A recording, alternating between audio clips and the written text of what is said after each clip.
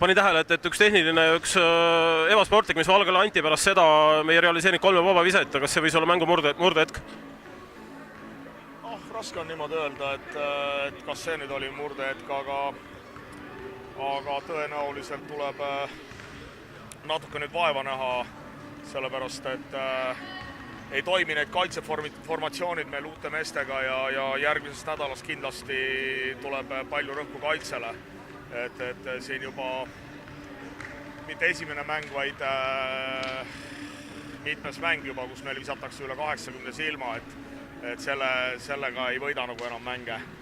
Ja loomulikult kõik see, kui sa oled kaitses ebakindel, kaldub üle ka rünnakule, et ikkagi praegune realiseerimine, sellepärast et meil on rünnakuid rohkem kui vastasvõistkonnal, aga me ei võida mängu.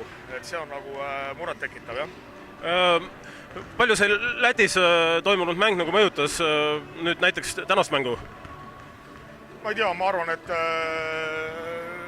alustasime ikkagi ju neljapäeval puhtalt lehelt ja selles mõttes ma arvan, et see peaks olema nagu juba ajalugu, et nüüd on nagu kontsentratsioon Eesti meistrivõistlustel ja kahjuks praegu ei jookse meil ja nüüd meil on nädal aega enne järgmist mängu, et asjad paika saada ja eriti rõhutan ma siin seda, et kaitsemäng on vaja paika saada. No, rünnak hakkab kaitsest?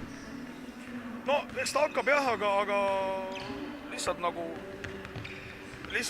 ütleme, kuidas ma nüüd ütlen, et formatsioonid, mida me kokku lepime, ei toimi uute meestega, need on vaja hakata natukene ümber vaatama. Paar sõna uue mehe Maurice Kempi kohta. Ei, ma arvan, et kui ma eile rääkisin taga, et tal on veel ajavahe ja ütles, et natukene kange on igalt poolt, et siin ma kujutan ette, et ta hakkab oma tõelist nagu nägu näitama. No, ma pakun võib-olla välja, et märtsi keskel. Aitäh, Aivar, jääme ootama seda ja edu meeskonnale. Aitäh!